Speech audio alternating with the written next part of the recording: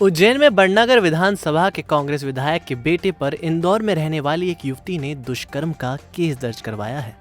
युवती का आरोप है कि वह भी राजनीति से जुड़ी है। इसी वजह से विधायक के बेटे से उसकी मुलाकात हुई और दोस्ती होने के बाद नजदीकियां बढ़ी।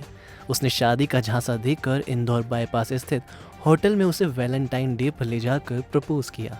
शादी करने का बोलकर नशीला पदार्थ पिलाकर घर लाकर दुष्कर्म किया। घटना के बाद 1.5 महीने से युवती शादी करने के लिए बोल रही थी, लेकिन वह दूरी बनाकर शादी करने से इनकार कर उसे उल्टा धमकाने लगा। युवती का आरोप है कि एक गैंगस्टर से भी उसने मुझे और मेरे परिवार को मरवा देने की सुपारी देने की बात कही थी। बाद में उसने पुलिस शिकायत के लिए कहा तो उसे रुपए देकर मामला निपटाने के लिए दबाव बनाने लगा।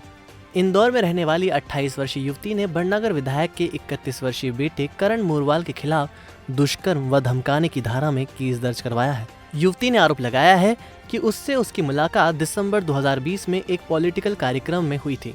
इसी दौरान उसने दोस्ती की, फिर मुझसे बातचीत बढ़ाने लगा। धीरे धीरे व्हाट्सएप और मोबाइल पर बातें होने लगी। कई बार ये मिलने इंदौर भी आया।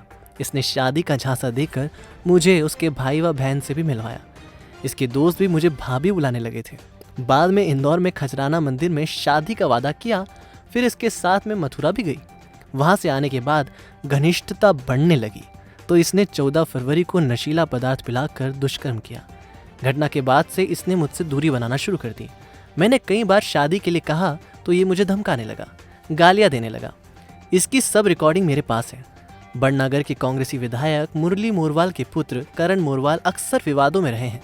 वे पिछले साल तब चर्चा में आए थे जब उन्होंने फतेहपुर गांव की सरकारी जमीन पर विष्णु चौधरी द्वारा मकान बनाए जाने की पैरवी की थी।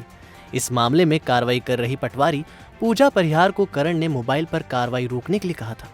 तब करण व पटवारी की बातचीत का ऑडियो वायरल हुआ था।